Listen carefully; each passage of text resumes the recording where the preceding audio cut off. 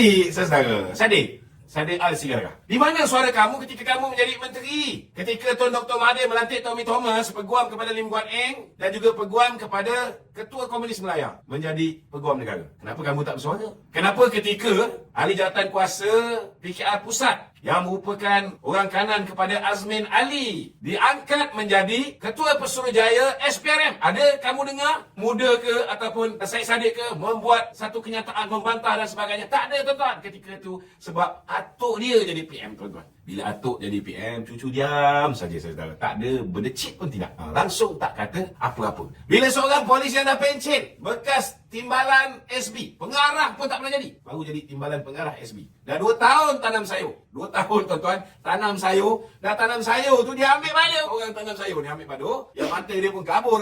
Dia angkat menjadi Ketua Polis Negara. Ada kita dengar Syed Saddiq bising, tuan-tuan? Tak ada, tuan-tuan. Senyap. Zip mulut. Diam 1000 bahasa. Saudara, saya nak beritahu, zaman Syed Saddiq menjadi Menteri Kabinet Atuk, berapa ramai yang telah di DNA dan DAA. DNA, dilepaskan dan dibebaskan, dan berapa ramai yang dah dilepaskan tanpa dibebaskan. Saudara, kes berprofil tinggi ni, saudara, ada lebih kurang 15. Dimulakan dengan pembebasan Eric Paulson. Kalau Syed Saddiq lupa, saya bagi ingat siapa yang telah dibebaskan. Sebaik saja manusia bernama Tommy Thomas diangkat. Pertamanya, saudara, kes yang melibatkan Lim Guan Eng, Pang Lee Kun, Si Barasa Rahsia. Si Barasa ada 2 kes. Thomas Su, Hassan Karim yang cakap banyak sekarang ni, dia pun dilepaskan zaman Tommy Thomas. Kemudian kita lihat Zuna, Tamrin Ghaffar, Fahmi Reza, Chong Chen Jin. Begitu juga dengan Julian dan Siti Kasim. Jangan lupa Siti Kasim kawan balik, kawan dancing kepada Tommy Thomas, dilepaskan. Sahabat kita saudara Rafizi pun lepas zaman Tommy Thomas. Kita lihat Haris Ibrahim. Kita lihat 2 orang yang terlibat daripada DAP juga di kes LTTE, dilepaskan. Ada kita dengar Syed Saddiq ke ataupun kawan baik Tommy Thomas Ambiga ni membuat sebarang bantahan dan turun ke jalanan nak buat desakan supaya didakwa semula. Mereka-mereka ni ada? Tak ada. Malah bila mahkamah memutuskan supaya kes Muhyiddin Yassin, kena faham kes Muhyiddin Yassin ni, 4 kes dia ada 6, 200 lebih juta ni, dia lepas pasal apa? Sebab dokumen ni cacat. Ada pernah Syed Saddiq kata, kenapa pihak Jabatan Peguam Negara tidak meneliti bagaimana boleh berlaku kecacatan ke atas dokumen pendakwaan yang boleh menyebabkan mahkamah tenang kes ni macam tu je. Ada pernah Syed Saddiq pertikaikan, ada pernah Syed Saddiq kata, kita nak buat tuntutan. Tak ada, sebab apa? Sebab Muhyiddin hari ni sudah cium mulut balik dengan atuk Syed Saddiq.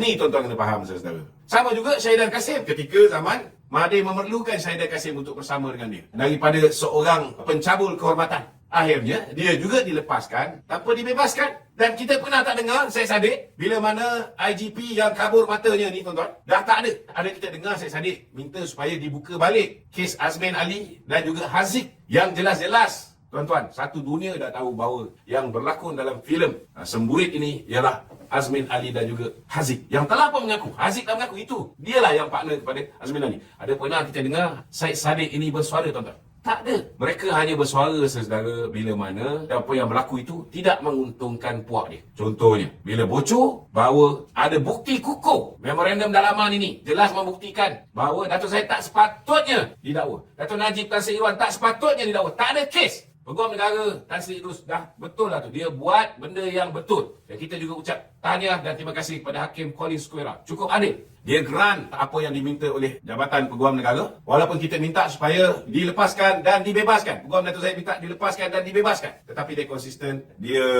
ikut apa yang dipinta oleh Jabatan Peguam Negara. Dia hanya lepas tanpa dibebaskan. Supaya bila nanti kita buat RCI, ada bukti baru. Bila ada siasatan ke atas apa yang didakwa ini ialah penawar terpilih ni. Kalau betul, maka kalau perlu dakwa, kita dakwa semula. Kalau tak perlu dakwa, jangan lupa orang yang terlibat dalam proses penawaran terpilih ini akan kita hadapkan ke muka pengadilan. Hari ini yang Syed Saddiq, Ambiga dan puak-puak yang rapat dengan Tommy Thomas ni takut, tuan-tuan, ialah takut orang yang terlibat melakukan konspirasi mengenakan pemimpin-pemimpin UMNO ini dihadapkan ke muka pengadilan. Itu sebenarnya yang menyebabkan dia orang ni bising-bising. Yang paling takut sekali ialah bapa puaka yang telah melakukan penawaran terpilih ni. Siapa dia? Kalau nak tahu, kena tanya dengan Tan Sri Tommy Thomas. Sebab dalam buku Justice in Wilderness, beliau mengatakan bahawa terdapat campur tangan eksekutif, dalam arti kata lain, tuan-tuan, arahan daripada Perdana Menteri Mahathir Mohamad. Kita pun tahu hubungan baik Syed Saddiq dengan Mahathir Mohamad. Tuan-tuan, jadi kena faham kenapa mereka ini gelabah. Kerana kalau diheret Mahathir ke muka pengadilan, termasuklah kerana penawaran terpilih yang dilakukan ketika dia menjadi Perdana Menteri, saudara, ramai yang akan terpalin. Ini yang ramai orang takut, saudara.